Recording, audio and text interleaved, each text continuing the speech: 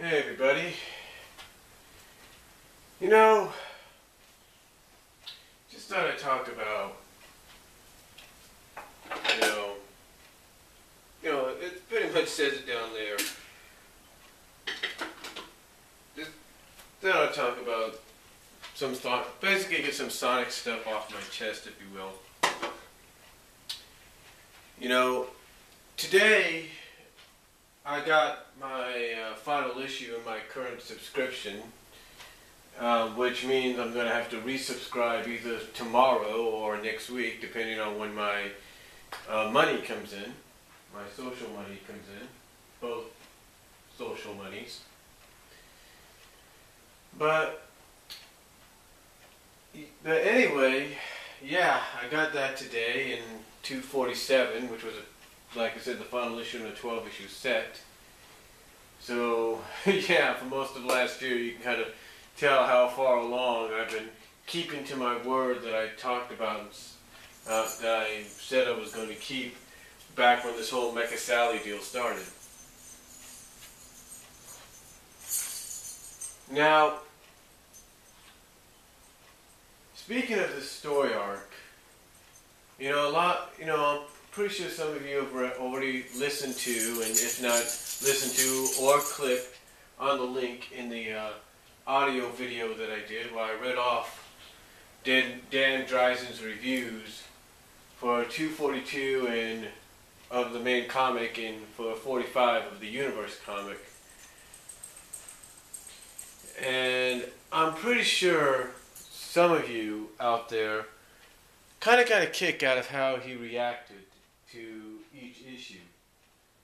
Basically looking at both issues as being almost poorly written, if not, not the best effort that,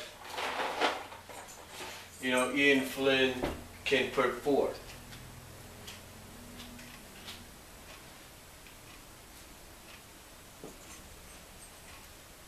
And I can firmly understand that, because like I said in the audios, and I've said this before, and I firmly believe this. There's a time, basically, and maybe I didn't say it in the way I'm about to say, but to me, and I'm sure anybody else would agree, there's a time and a place for certain things to happen, for certain stories to take place. And for the fact that, Dan Dreisen, along with a lot of us, felt that 242 and 45 were basically just a waste of an issue, a waste of issues, if you will, for both the main and the spin-off comic. One can argue perhaps that they were, and one can argue perhaps they weren't. I mean, when you argue the fact that perhaps they were, and you say initially that you feel that they would have been better off as backstories, and that's okay. It's pretty much true. And again, one has to understand that everybody has a right to their opinion when they review this, no matter who they are or how old they are. And you gotta look at it this way too. I know some people out there, keep telling individuals like Dan Dreisen that they need to wake up and realize this is a comic for all ages. It's not an adult novel.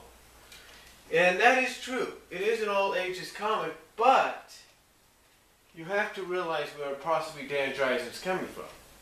See, Dan Dreisen, the guy's in his 60s. He's about almost a little younger, if not the same age as my mom and my father. Maybe a few years younger. But anyway, this guy, you would think being in his 60s, he'd have better stuff to do. He'd have more interesting stuff to do, right? He'd have better things to do. But yet he takes time out of his busy schedule, out of his personal schedule, to review these issues. And he reviews them by giving them a score system, by giving them a score system, thus a grading system, if you will.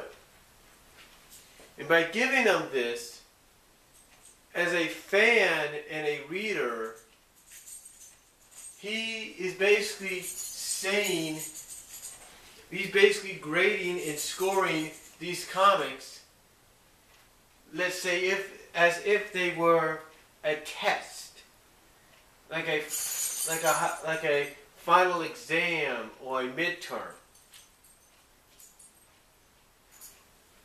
or grading them or reviewing them and scoring them as if they were, as if he was an official reviewer for a movie.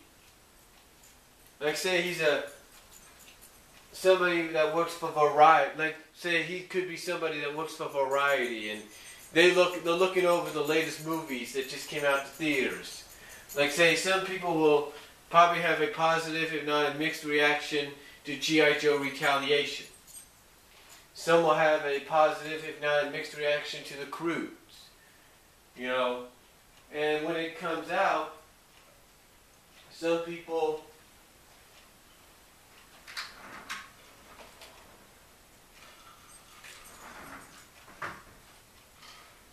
may have a positive and mixed reaction to The Wolverine. The point is, just like any reviewer, official or not, there are those out there, like Dan Dreisen, that will take the time out of the busy schedule to review these comics. And it's not just Sonic comics either people review. A lot of people have a scoring system or a grading system to where they will grade and score other comics like X-Men, like the X-Men comics or the Spider-Man comics or whatever from Marvel. And whatever comics like Superman or Batman or Justice League or Wonder Woman from DC. Or whatever Image or Dark Horse or Radio Comics or any of the independents out there, release. People will always score them. Think of it this way.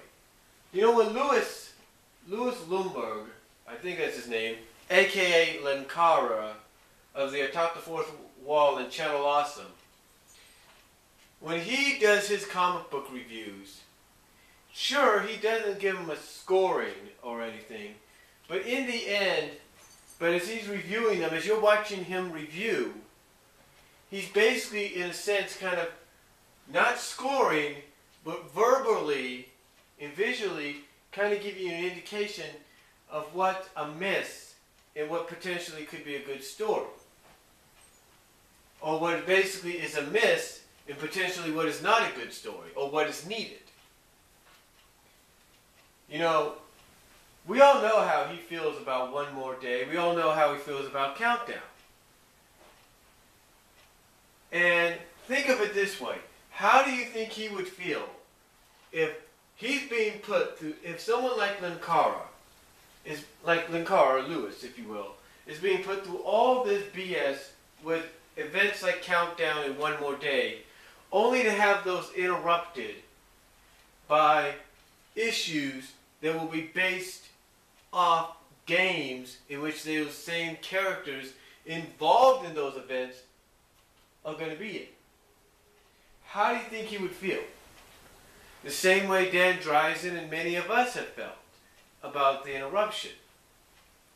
And how do you think other reviewers would feel if they were scoring or grading those issues, and all of a sudden here comes an issue interrupting them, where it's basically advertised that issue is going to be an adaptation of a video game based on the characters? How do you think people would react to that? Essentially, you're interrupting the flow of a story arc, whether it's good or bad, just to promote something that you could have waited on. And when Dan Dreisen scores these issues, he scores them exactly how a professional reviewer would score a movie or a new television show, whatever. He scores it by the head of the story, the artistic part of the story, and the heart of it. That's how he looks at it. That's how he looks at these stories. No doubt about it. So I know some people will kind of get on the fact that people like Dan Dreisen have to realize this is all ages, not an adult comic. And I'm pretty sure Dan does realize it, but what he's doing is he's looking at it from a professional reviewer standpoint. Like, let's say IGN took time out, as some people think they should, to review these issues. How do you think the professional reviewers at IGN would feel reading something like 242 and 45? How do you think they would feel? My point exactly. Now, another thing another thing I want to get off my chest. Genesis, the ending of 247. Now, I didn't open my issue yet, but in time I will. But we basically have the Genesis wave happening again. Now, the question is, will this crossover, now that we've reached its pinnacle, now that we've come to the point of this crossover, will it live up to its hype? You know, for months and months and months, you know, we have been building up to this point. Now the question is, will it live up to its hype? Will it live up to what people are feeling, what people are saying it's going to be? That's the question. Will, for the summer, it live up to its hype? One can only guess, and one can only ponder and wonder. Ponder and wonder, if you know what I mean. One can only guess, ponder, and wonder if it will indeed live up to its hype. True, a lot of people feel that the way it's come about is kind of lazy. Like, it's like, you know, we've gone through this before. You know, what else is new? But will it live up to its hype? That is the question. Despite how it's coming about, will it live up to its hype? And when you think about it, perhaps this Genesis wave happening again is helping everything to, even with the crossover, helping everything to come full circle. Because let's face it, we all know Robotnik and Wiley, they're going to lose. And I have a feeling Robotnik's going to come to the realization that no matter how much he hits Sonic, tries to knock Sonic down, Sonic and his friends are going to keep getting back up. But again, will this crossover live up to its hype? That's what a lot of people want to know. Now, thirdly, somebody mentioned this over at DeviantArt. What they mentioned at DeviantArt was kind of surprising. But they talked about fan characters by Ian Flynn, or something like that. A link will be provided below. And essentially saying that we sort of got a hint at a potential shipping between an official character and a fan character in the comic, and that being Nicole and Shard. And yet, many people feel, and yet this person has voiced their opinion saying that what this proves is that despite the fact that Ian is a good writer, better than Ken Penders, that what Ian is doing is he's essentially using, in their opinion, the comic to bring in his own characters. Which, of course, as the writer, he does have a right to do, but basically they're saying bring in his own fan fiction characters, his own fan characters into the comic so that they can be officially part of the franchise, I'm guessing. And yet they look at the fact that he now wants to hint at the fact that he wants to pair Shard with Nicole. even though